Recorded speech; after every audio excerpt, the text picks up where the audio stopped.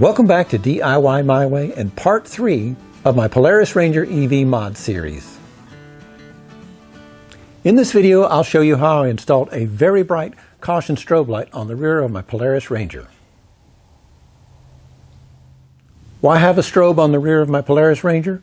Well, sometimes we take it out on the roads or in and around our property, and we want to make sure we're very visible, especially from the traffic that's coming up behind us. After doing some research, I chose the X-Bright Amber LED Emergency Strobe Light Kit, which includes 4 strobe lights that operates on 12 to 24 volts DC. Each one has 6 high-intensity amber LEDs with 18 strobe patterns to choose from. They also have a last pattern memory recall. They have a flush mount low-profile design and an aluminum base with a polycarbonate lens. They have an IP68 waterproof rating and include mounting hardware. Their lifespan is 50,000 hours of operation, and they have 7.5 inches of wire length. They are priced at $22.99 on Amazon. There's a link to them in the video description. They have 5 wires including red and black power wires, a yellow wire for pattern selection, and white and gray wires to synchronize the pattern among multiple strobe lights. They come in a plain looking box and include simple but clear instructions.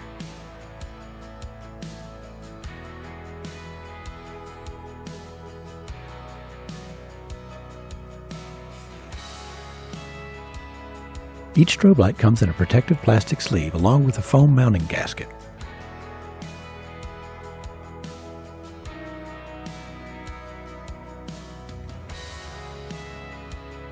Let's test it out using the bench power supply I built back in the late 70s.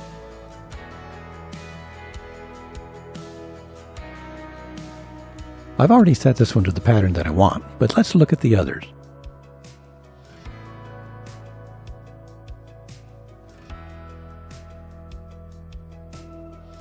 You change the pattern by touching the yellow wire to the black wire.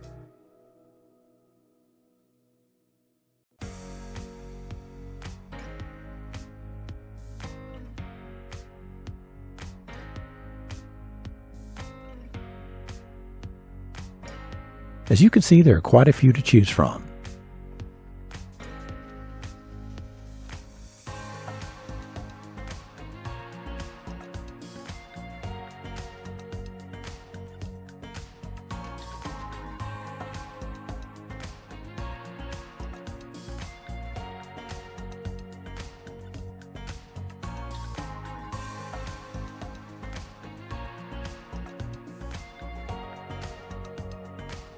Even a solid on setting.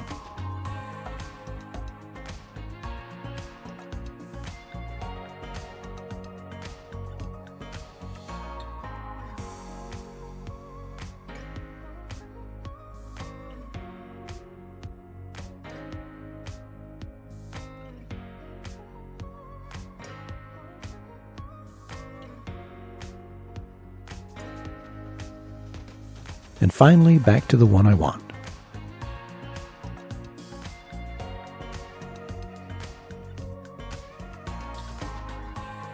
There are 3 more strobe lights and a bag of mounting screws and nuts. With the strobe light on solid, it draws 320 milliamps, or almost 4 watts. But averages about 120 milliamps, or 1.44 watts, with my preferred pattern.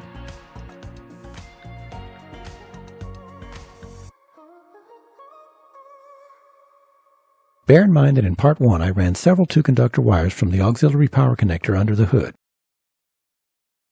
and up the roll cage for front and rear LED lights.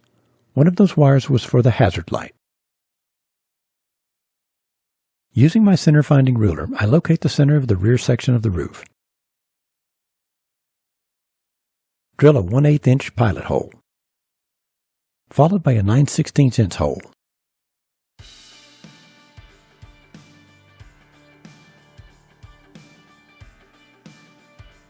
Then I feed the strobe light wires through the hole and mark and drill the screw holes.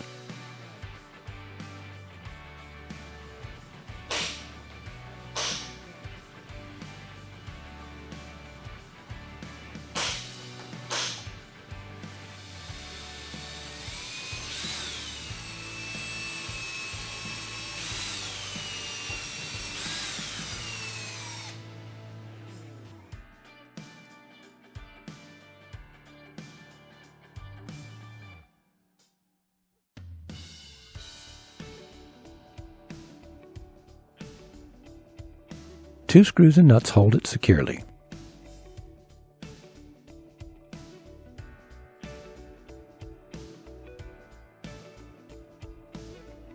Since I won't need the sync wires, I cut them short to get them out of the way. I also cut the yellow strobe pattern selection wire shorter, but keep it available in case I ever want to change the strobe pattern. I strip off about 1/8 inch of insulation and twist it together, then tuck it out of the way. There's no worry of it shorting against the chassis since the Ranger EV electrical system is isolated from the chassis. However, this may not be the case for gas-powered Rangers, so it may be best not to strip it. I strip about 1/4 inch of insulation off the hazard light power wires and crimp on a female spade connector to the red positive wire and a male spade connector to the black negative wire.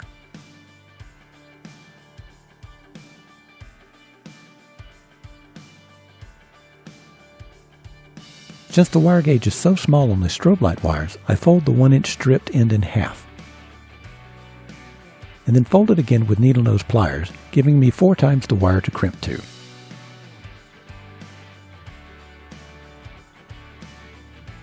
I crimp a male spade connector to the red wire.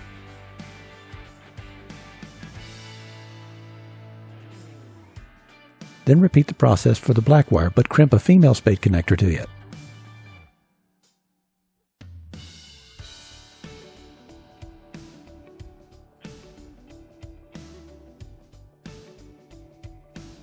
Finally, I make the connections.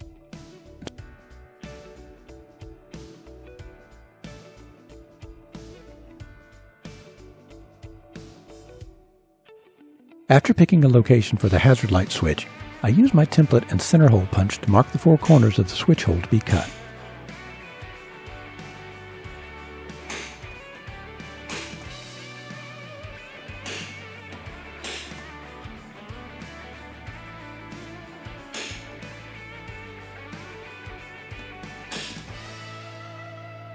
I use a utility knife and another blade as a straight edge to cut out the hole.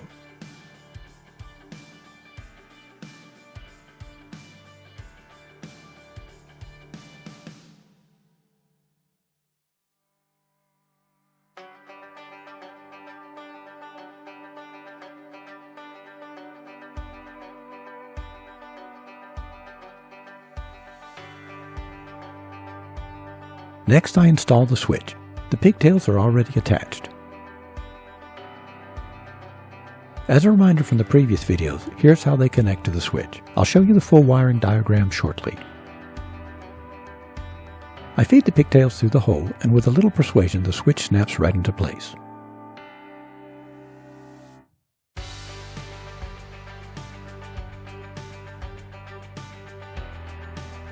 Perfect.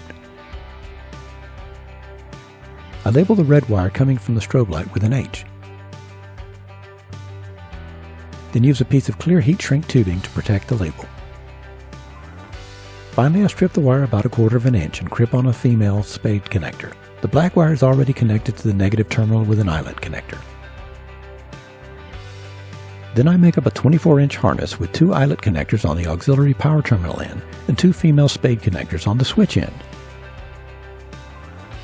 I connect the eyelet ends to the auxiliary power terminals, red to the switch terminal and black to the negative terminal.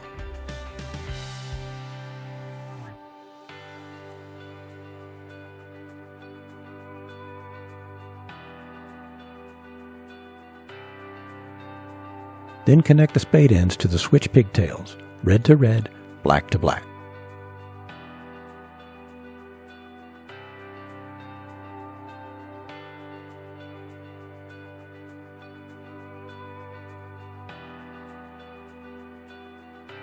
Lastly, I connect the red wire from the hazard strobe light to the switch.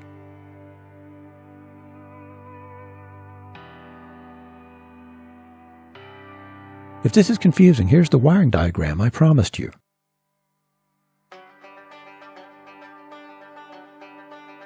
Now for the moment of truth. Does it work? Yes, it does, and it's piercingly bright to the human eye.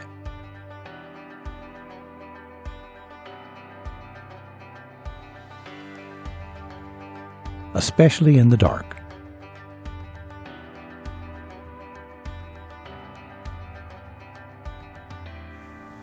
I hope you found this video helpful, and if you did, I'd appreciate it if you click that like button, leave a comment, and by all means, please subscribe. If you want to know when I post new videos, click that little bell. As always, thank you for watching, and I'll see you on the next one.